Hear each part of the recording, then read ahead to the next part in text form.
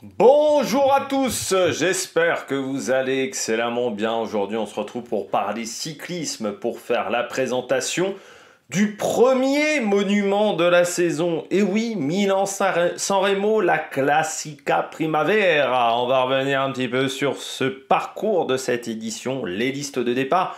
On parlera de la course féminine aussi, j'aurai un gros mot à dire sur la course féminine. Je pense que certains savent déjà ce qui m'énerve du côté de la course féminine.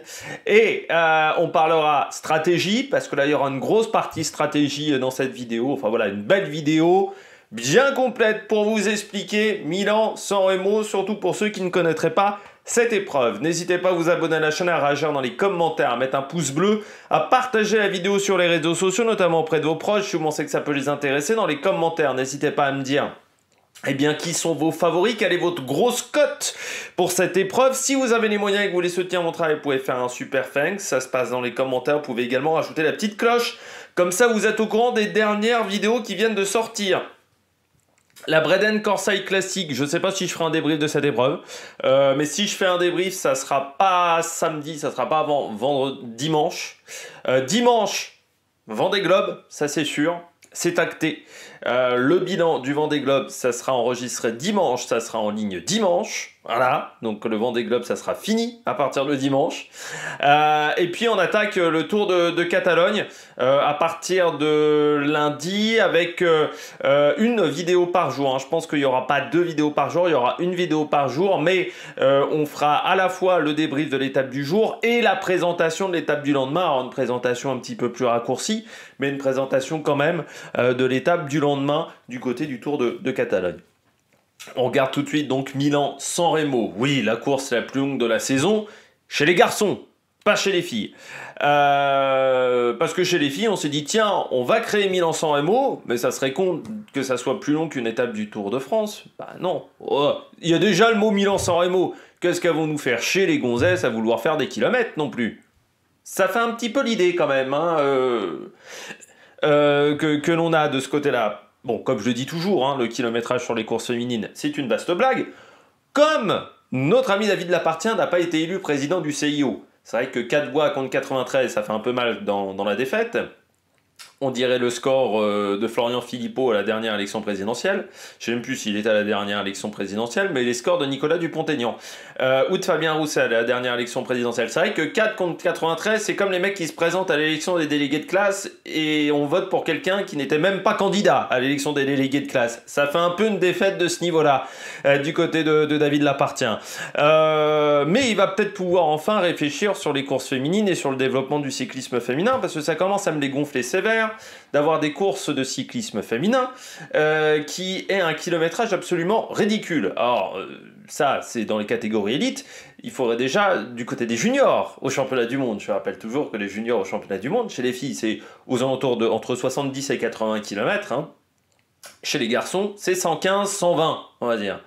Voilà, il y a déjà un problème du côté des juniors. Donc ça veut dire qu'il faudrait peut-être déjà régler le problème du côté des juniors avant de s'attaquer au problème côté élite. Mais Milan-San Remo, 156 km, ça me rappelle la première édition de Paris-Roubaix Femmes, qui faisait, je crois, aux alentours de 120 km. Oui. Moi j'appelle ça du foutage de gueule, mais bon. Et un manque de respect énorme du côté des cyclistes féminines. Voilà, la phrase est close. J'espère que je ne vais pas me faire censurer par l'UCI, parce que j'ai vu des Pielo s'est fait censurer par la FIA, du côté de la F1, donc peut-être me faire censurer par l'UCI un jour. À un moment, je vais l'avoir, la censure. Je vais l'avoir, je vais la choper. David Lapartien va me taper derrière la tête, comme ça, avec un petit bâton. Mais oui, la course la plus longue de la saison, donc chez les garçons, avec un parcours similaire à l'an dernier, il n'y a pas de modification, toujours les 3 capis. Je rappelle, un capot, des capis, comme un scénario, des scénarii. C'est le truc qui m'énerve quand j'entends des commentaires à dire des scénarios. On ne dit pas des scénarios, c'est des scénarii, sinon tu fais des capots aussi, du côté de Milan-San Remo. Toujours la Ciprezza, bien entendu, enchaînement Ciprezza, Poggio. Pazzo del Turchino, seulement pour les garçons. C'est vrai que Milan-San Remo sans le Passo del Turchino, c'est... Allez, c'est quoi? Quelle on pourrait faire la concurrence? La comparaison plutôt. Bah c'est comme un yaourt nature sans sucre. C'est triste, hein. Alors oui, t'as quand même ton yaourt nature, mais bon, sans le sucre, c'est quand même beaucoup moins fun. Bah c'est un peu ça quand même, Milan-San Remo sans le Passo del Turchino. Euh, un parcours donc similaire à l'an dernier. Toujours donc cette particularité du côté de Milan-San Remo. Première partie de course, on part de Milan. On va dire on est plutôt sur de l'architecture assez industrielle. C'est pas extrêmement joli. On passe le Passo del Turchino. Bim, on arrive dans une deuxième partie de course le long de la mer. Et ça devient de plus en plus nerveux au fur et à mesure que le Poggio et que l'arrivée se rapprochent du côté de Milan-San Remo. C'est pas forcément la course la plus intéressante dans sa globalité. C'est sûr qu'à côté, notamment de Paris-Roubaix, du Tour des Flandres, on est en dessous. Par contre, je pense que aucune course ne peut égaler l'intensité et la difficulté de la dernière heure et demie de course. La dernière heure et demie de course la plus intense de la saison. Le fameux Poggio. Pour tout vous dire, il se passe tellement de choses dans le Poggio que des fois, il faudrait presque faire image par image sur le Poggio. C'est-à-dire qu'en direct, on rate forcément des trucs. Moi, quand je vais débriefer la course, je vais rater des trucs.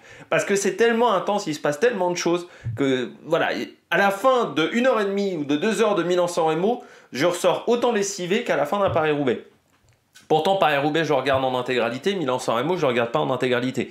Mais je ressors aussi lessivé. Je ne sais même pas comment font les gens qui regardent cette course en intégralité. Parce que moi, déjà, je vais commencer là beaucoup plus tôt que d'habitude. Parce que normalement, Milan-San Remo, je regardais les 80 derniers kilomètres. Là, je vais regarder la course fille, puis la course des garçons. Donc, je vais voir, je pense, plus de 120, 130 km de la course des garçons. Mais ouais, ça va être hyper intense avec le Fomo Paggio. Et puis, je vais peut-être un peu vous survendre la course. On le verra lors du débrief, vous direz ça lors du débrief. Mais c'est peut-être la plus belle édition qu'on peut avoir du côté de Milan-San Remo des 10 dernières années. On n'a jamais eu un plateau aussi dense. On en a eu des plateaux denses. Mais avec autant de qualité et autant de coureurs qui peuvent résister dans le Poggio.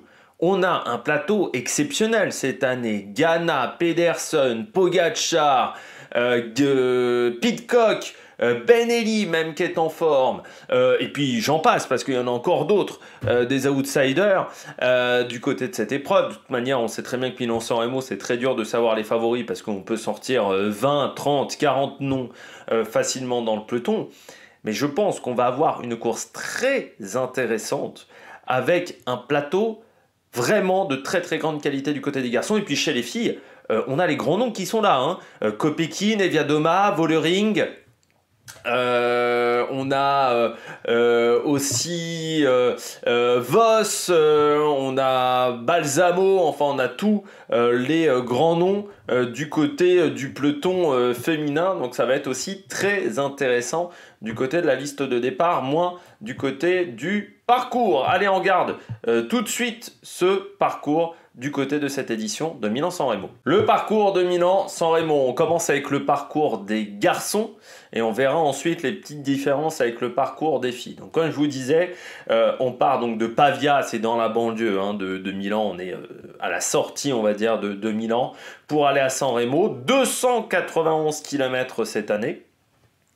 On a eu parfois des éditions plus longues. Moi, j'ai connu 293, 294 km du côté de Milan-San Remo. Donc, entre Pavia et San Remo, le même parcours, on va dire, qui est un classique, le parcours habituel de ces dernières années. Donc, avec les 3 capis, Ciprezza, Poggio, Passo del Turchino. Donc, on commence début de journée. On va quitter la région de Milan pour se rapprocher de la mer. Donc début de course, pas forcément des villes extrêmement jolies sur la première partie de course. Bon, on notera quand même Novi Ligure ou encore Tortona. On arrive au pied du Passo del Turchino. C'est pas la montée la plus dure, c'est la montée par contre la plus longue. Ça sera le sommet de cette édition. Passo del Turchino. De toute manière, sur Milan-San Remo, vous n'avez pas des pourcentages à 15-16%, c'est des montées qui sont très régulières. Faire attention à la descente du Passo del Turchino qui est technique, on a souvent des chutes du côté de cette descente. Au moment du Passo del Turchino, il reste encore 150 km.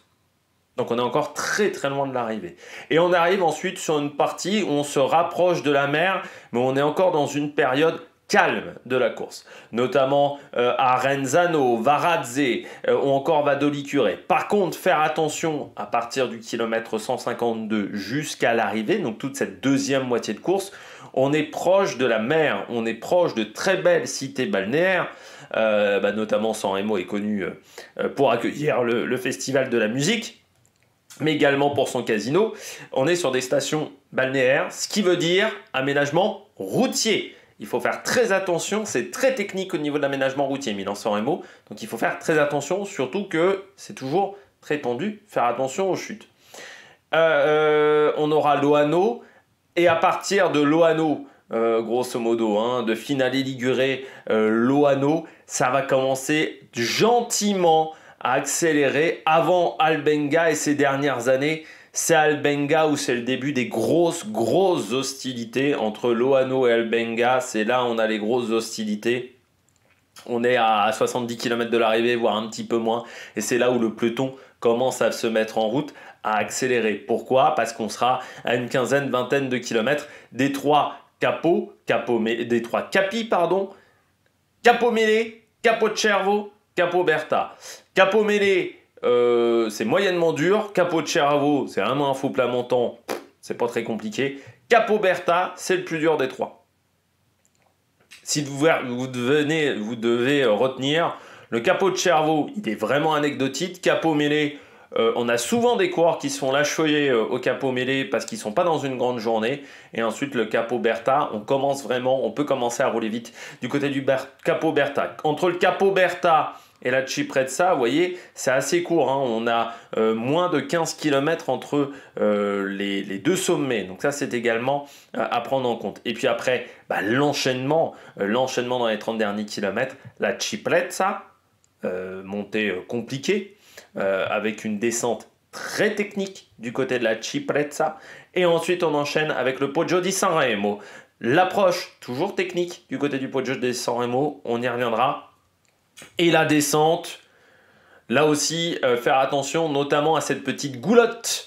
Vous avez un caniveau sur le côté gauche de la route, assez profond, et il ne faut absolument pas mettre sa roue dedans.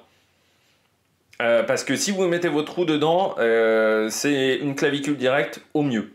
Donc il faut vraiment pas mettre sa roue dedans. Et c'est vraiment une descente technique. Il faut avoir un certain talent pour passer rapidement cette descente. On regarde tout de suite le parcours féminin, désormais de Milan-San Remo. Et bien entendu, j'ai fait l'erreur de ne pas le prendre, le parcours féminin. Je vais vous l'expliquer rapidement parce que là, j'ai oublié de faire un copier-coller de la carte, bien entendu, petite erreur de ma part. On part de Genova, donc contrairement à Milan-San Remo, où vous avez une première partie de course où on n'est pas le long du littoral et ensuite une deuxième partie de course où on est le long du littoral. Là, sur la course féminine, on sera tout le temps le long du littoral pendant 156 km. Pas de Passo del Turchino, il n'est pas au programme. Et ensuite, on retrouve le final, Capomele, Capocervo, Capoberta, Ciprezza, Poggio di San Remo. Donc voilà le final sur 156 km. Le final est le même, la différence c'est le Passo del Turchino et notamment les premiers kilomètres qui sont supprimés. On regarde le final avec la descente du Poggio. Et même la montée du Poggio, on va voir cette approche. Approche toujours très difficile, le Poggio il commence ici. Voilà. Il commence ici. On va rentrer sur une route beaucoup plus petite et cette épingle où il y a souvent des dégâts. On a souvent vu des chutes dans cette épingle. Ensuite, vous avez l'enchaînement d'épingles ici, extrêmement serré où il faut faire très attention de ne pas tomber. Les relances peuvent faire très mal. Et on a vu ces dernières années que ça roulait très très vite là. Et souvent, il y a une accalmie ici. C'est-à-dire que là, on a les serres qui sont ici, les serres avec des fleurs, et ensuite il y a une petite accalmie, et puis on retrouve les plus grosses difficultés sur le sommet, c'est là où on retrouve des pourcentages. Là on est un petit peu plus plat, et là on retrouve des pourcentages. C'est là où Van Der Poel avait tenté de faire l'effort l'an dernier, je crois me rappeler, mais c'est là où on peut essayer de tenter de relâcher certains coureurs, et ensuite on entame la descente du Poggio. La descente, alors avant pour connaître le premier virage du Poggio, il y avait une cabine téléphonique. Cette cabine téléphonique n'existe plus. Elle a été supprimée, je crois, l'an dernier. Cette cabine téléphonique, c'est bien triste parce que pour moi, ça faisait partie du patrimoine du monde du cyclisme et j'aurais aimé que RCS ou que l'UCI se mobilisent pour garder ça, parce que ça fait partie des monuments du cyclisme quand même. Et donc cette descente du Poggio, vous voyez, énormément de virages et d'épingles. La descente, elle est de là, donc ici, le sommet du Poggio, à ici. Enfin, même là, on pourrait dire. Mais en gros, là, c'est là où c'est la dernière portion rapide. En gros, c'est cette dernière épingle. Donc, vous voyez, en 2,5 km, on va faire la descente du Poggio. Beaucoup de pentes, beaucoup de virages. Faire attention énormément à cette goulotte qui peut être costaud. Et donc, ensuite, à partir d'ici, on a un peu moins de descente. Et à partir de là, ça commence à être plat. Faire attention, faux plat montant dans cette zone-là. Il faut faire très attention. On sait que Stuyven était parti dans cette zone-là à peu près, hein, parce que souvent ça se regarde et souvent on peut tenter des attaques. Et puis ensuite ce dernier kilomètre, 2 virages à angle droit, mais on est sur une route qui est extrêmement large, donc c'est absolument pas dangereux. Et puis avec à peu près 750 mètres de ligne droite du côté de cette fameuse Via Roma, qui sera donc l'arrivée, comme d'habitude, hein, cette Via Roma, l'arrivée de Milan-San Remo. Donc il faudra faire très attention au final de cette épreuve. On regarde la météo. La météo du côté de Milan-San Remo. Donc vous voyez, la course féminine partira de Genoa donc directement pour San Remo. La course des garçons, elle, part de Pavia. Donc vous voyez au sud de Milan. Enfin pas vraiment au sud parce qu'à chaque fois je suis toujours embêté avec cette carte qui voilà, est toujours fichue d'une manière assez spéciale, la carte de Milan-San Remo. Je suis toujours perturbé voilà, avec la carte de Milan-San Remo. Particularité cette année, assez peu de vent. On aura peut-être un petit vent d'est, mais vraiment un vent très léger. Maximum 15-20 km/h, donc ça ne devrait pas avoir des conséquences du côté du temps. Nuageux, avec des averses, mais on ne devrait pas avoir non plus des énormes ondées sur la course, donc ça devrait être plutôt gérable pour les coureurs, parce que c'est vrai qu'un Milan-San Remo vraiment sous une pluie intense, ça peut être un véritable cauchemar, parce que les vêtements ne tiennent pas l'humidité pendant 7 heures, donc ça peut être vraiment très dur, avec un vent qui sera assez faible, comme je l'ai dit, et une température comprise entre 10 et 15 degrés, donc c'est pas très chaud, c'est pas très frais non plus, hein. On est un petit peu sur une température intermédiaire. Je pense qu'en début de journée, on aura des manches longues et ce genre de choses, mais ça veut dire qu'il va falloir vraiment faire attention à comment se nourrir, comment bien se protéger sur le vélo, parce que sinon on pourra avoir une course bien plus dure. Le palmarès de Milan-San Remo, de l'histoire de cette épreuve. L'an dernier, Jasper Philipsen s'était imposé face à Michael Matthews dans un sprint assez serré, Pogačar. En 2023, c'était la victoire de Mathieu Van Der Poel face à Ganna et Van Aert. Mohoric en 2022, on se souvient, avec cette grosse accélération devant Turgis et Van Der Poel. Stuyven, lui, s'était imposé en partant de loin, en partant dans cette fameuse zone à 2-3 km de l'arrivée. Du côté de Jasper Stuyven, il avait battu Caleb Ewan et Wout Van Aert. Van Aert qui s'était imposé en 2020, Alaphilippe en 2019, Nibali qui avait réussi à remporter un autre monument en 2018. Démarre et donc Alaphilippe sont les deux derniers vainqueurs français et le dernier double vainqueur de cette épreuve, eh bien il faut remonter du côté d'un double vainqueur du côté de cette course. C'est Oscar Freire qui l'a même gagné 3 fois, des années d'écart quand même à chaque fois, sinon eh bien on a Eric Zabel qui s'était imposé il a fait 2 fois un doublé, Eric Zabel 4 fois vainqueur, mais on voit que c'est une course qui est extrêmement ouverte. Quand vous voyez le palmarès de ces 30 dernières années, on n'a quasiment pas de vainqueurs qui ont réussi à remporter 2 fois cette course. Il faut le signaler.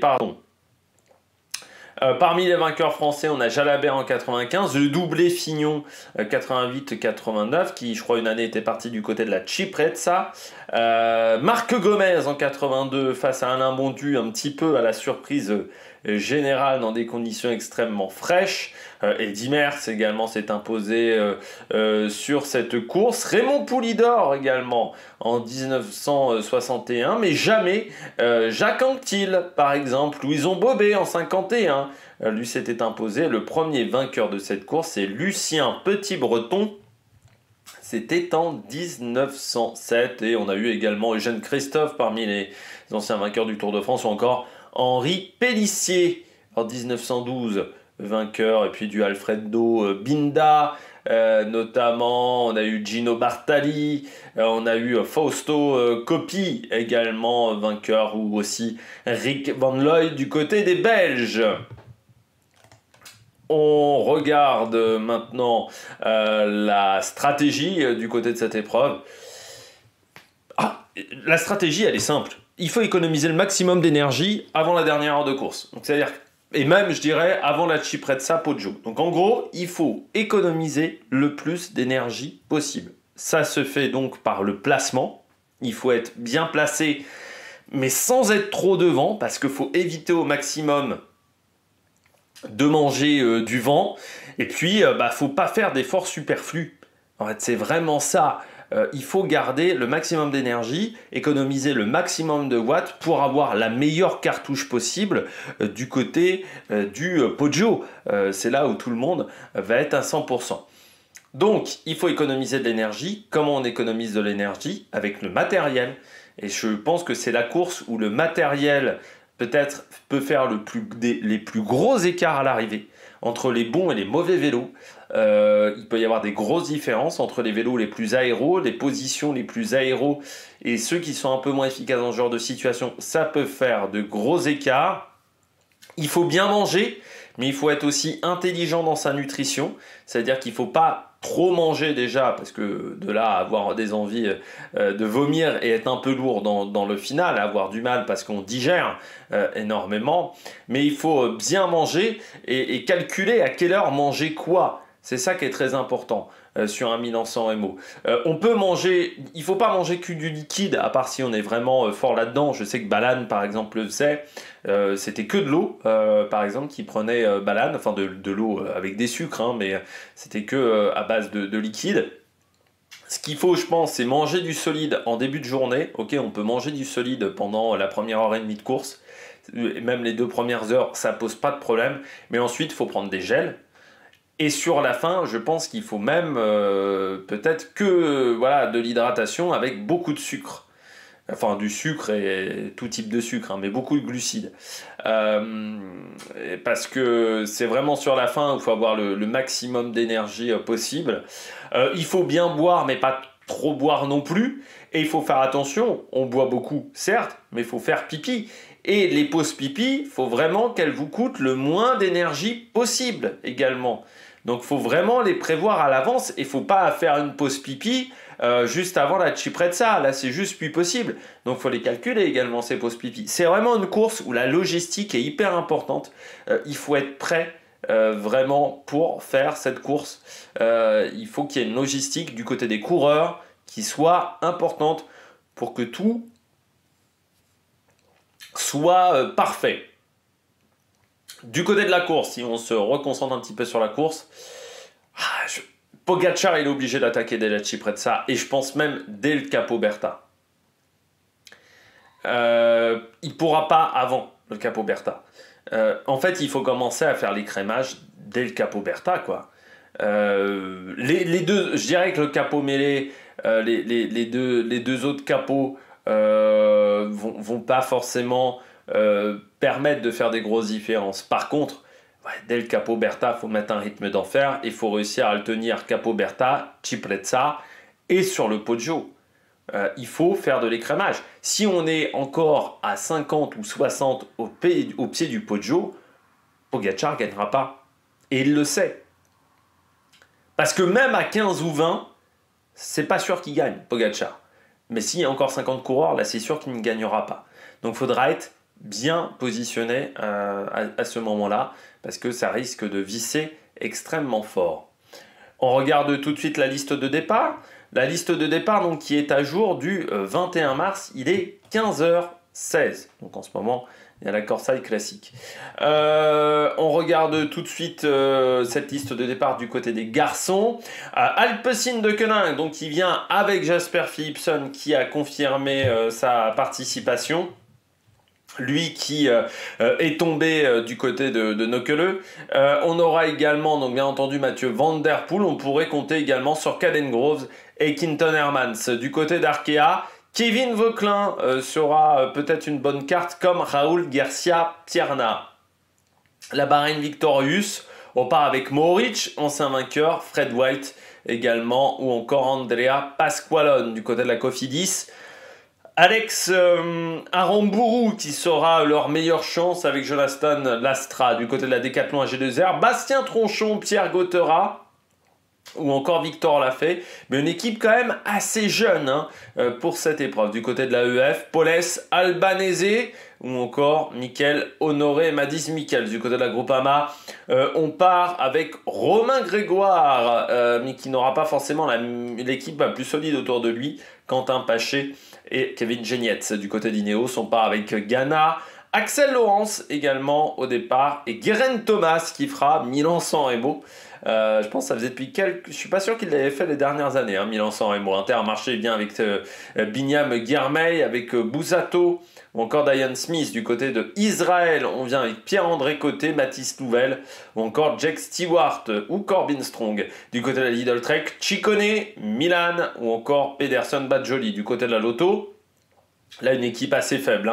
On n'aura pas grand chose à jouer avec Giddings, Vestrofier ou encore Grignard et Ariane Livins. Du côté de la Movistar, on vient avec Ivan Garcia Cortina, Orluis Aolar également et Lorenzo Milesi. Du côté de la Q36.5, Pidcock, Asparen sera au départ ou encore Fabio Christen.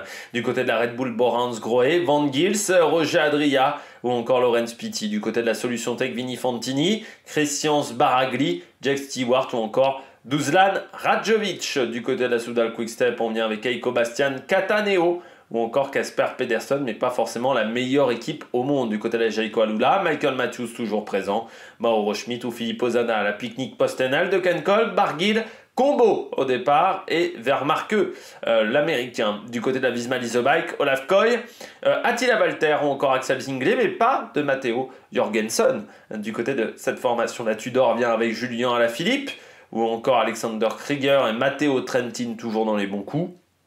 La UAE vient avec Pogacar, Del Toro, Narvaez. Du côté de la Uno X, Magnus Cort ou encore les frères Alan Johannesson. Du côté de la VF Group, Bardiani, Fiorelli, Martinelli ou Marcelluzzi. Et puis du côté de la XDS Astana, Ballerini, Bettiol ou encore Mike Tennyson. Du côté des filles, on a du bon monde également avec Lotte Kopecky du côté de la SD Works, Martha Lahr qui a remporté Nokere ou encore Lorena Vibus. Du côté de la Jane Insurance, Urska Zigart ou encore Kimberly Lecourt Pinard.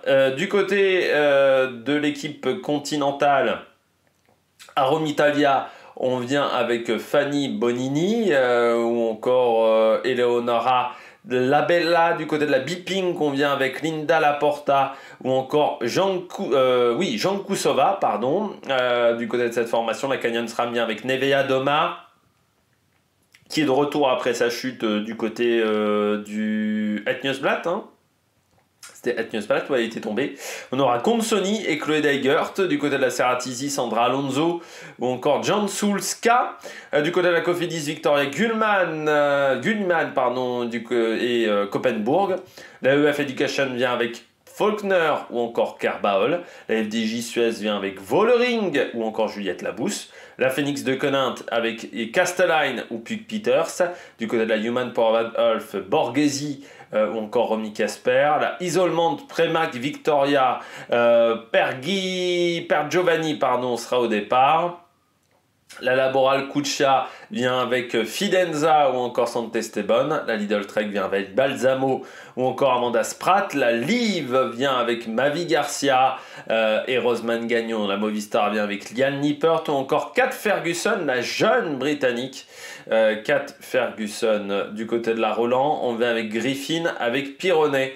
Ou avec Dronova du côté de la Mandel Spec, on vient avec Emma Bernardi ou encore Priska Savi. Du côté de la Picnic Postenel, Marta Cavalli ou encore Pfeiffer Gorgi. La Visma vient avec Marianne Vos, mais aussi Pauline Ferrand-Prévot qui sera au départ. La Top Girl face à Bortoli ou encore De Vallier. La UAE vient avec Longo Borghini ou encore Maeva Skiban du côté de cette formation. La Uno X vient avec Confalonieri et Simone Boilard. La Volker Wessel, donc toujours Valérie Demey qui est pourtant tombée elle aussi à Nocquereux.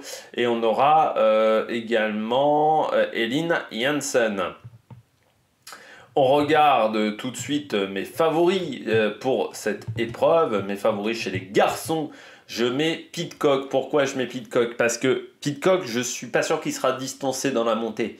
Et dans la descente, vous pensez vraiment qu'il ne va pas tenter un coup dans la descente du Poggio?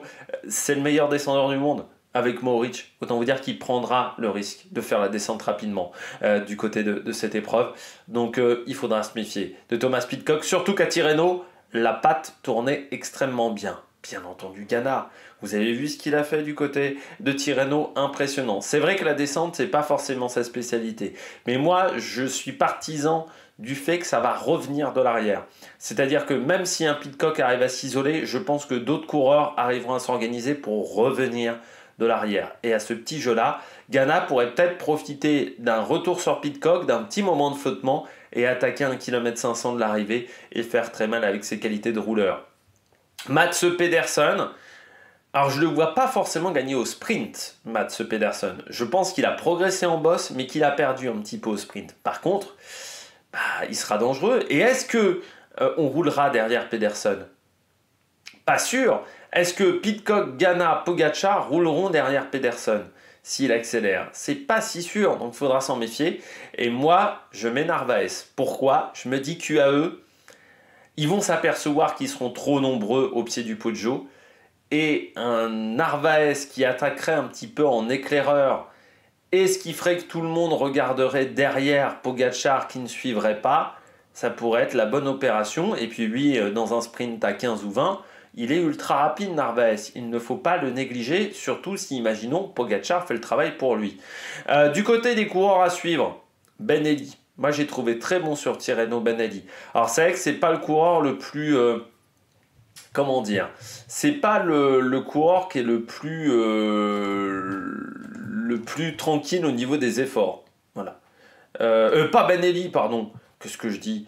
Bah oui, parce qu'il n'est pas au départ. Benelli devait être au départ, il n'est plus au départ. Benelli. J'avais dit Romain Grégoire, j'avais changé à la dernière minute. Romain Grégoire. Mais du côté de Romain Grégoire, mon problème c'est son équipe qui me paraît quand même très faible. Alors je vais le suivre parce que je pense qu'il a les qualités pour être performant sur cette course-là, mais voilà, j'ai un peu peur que l'équipe soit pas suffisamment bonne. Oui, je m'excuse, hein, j'avais mis Benelli au départ parce que je pensais qu'il allait faire Milan-San Remo. Puis bon, au départ c'était un peu prévu en début de semaine et après ça a un petit peu changé. Van Gils, moi il m'avait impressionné sur la première étape du Tour d'Andalousie. J'en ai gardé une belle image. Donc je me méfierais de Maxime Van Gils du côté de la Red Bull Borans-Grohe. Van Der Poel, bien entendu. Même si je pense que ça sera plus compliqué peut-être pour Van Der Poel. Et puis Kevin Vauquelin. Ouais, Kevin Vauquelin, là aussi, coureur à suivre sur cette épreuve-là. Surtout que chez Arkea, il n'y a pas forcément une grosse opposition. Du côté de mes favoris femmes, j'ai mis Lotte Kopecky, bien entendu, la championne du monde, mais qui aura le même problème que Pogačar. Il faudra lâcher du monde auparavant. Hein. Le Poggio, ça sera peut-être pas suffisant pour Kopecky pour lâcher tout le monde. Balsamo, parce que je pense qu'au sprint, elle sera très dure à battre. Peut-être la seule qui peut la battre au sprint, c'est Marianne Vos. Et oui, il faudra compter sur Marianne Vos. Belle équipe Visma autour d'elle. Et puis ça reste Marianne Vos, ça reste la reine Marianne Vos. Et mettre Milan-San Remo à son palmarès, elle aimerait bien l'avoir. Et puis je tente Cédrine Carbaol, parce que je parlais de Pidcock dans les descentes. Carbaol, c'est pas mal également dans les descentes. Peut-être moins suivie que certaines autres leaders. Elle pourrait tenter le coup. À suivre, Consoni, parce que c'est une sprinteuse qui passe bien les bosses. Pfeiffer Gorgi, également, qui a une bonne pointe de vitesse. Puck Peters, les qualités du cyclocross, les qualités de VTTiste. Elle a beaucoup de punch, Peters, il faudra s'en méfier. Vollering, mais je pense que c'est pas suffisamment dur pour Demi Vollering. même si la FDJ sera tournée autour d'elle. Et puis Simone Boilard, mais la canadienne, bon, c'est ma dernière tentative, on va dire, avec Simone Boilard. Pour moi, elle a les qualités pour passer ce genre de boss, mais j'ai quand même été souvent déçu par la canadienne. Le programme télé, départ sur Eurosport 1 du côté de la course des garçons à 10h. La course des filles, elle est retransmise à partir de 12h30. Elle arrivera, je pense, 2 heures après, donc vers 14h, 14h30 du côté de la course des filles. Ce qu'il faut notifier sur HBO Max, vous pourrez suivre en intégralité Milan-San Remo masculin. Ça ne sera pas possible sur Eurosport 1. Vous aurez Milan-San Remo masculin, à partir de 12h30 la course féminine, et on retournera sur la course masculine à l'arrivée de la course féminine, si j'ai bien compris l'organisation de la chaîne. Eh bien, j'espère que vous avez aimé cette vidéo. Nous, on se retrouve donc samedi soir pour faire le débrief à la fois de la course masculine et de la course féminine. D'ici là, n'hésitez pas à vous abonner à la chaîne, à réagir dans les commentaires, à mettre un pouce bleu. Puis nous, on se retrouve pour de nouvelles aventures sur Amac Productions. Ciao, ciao!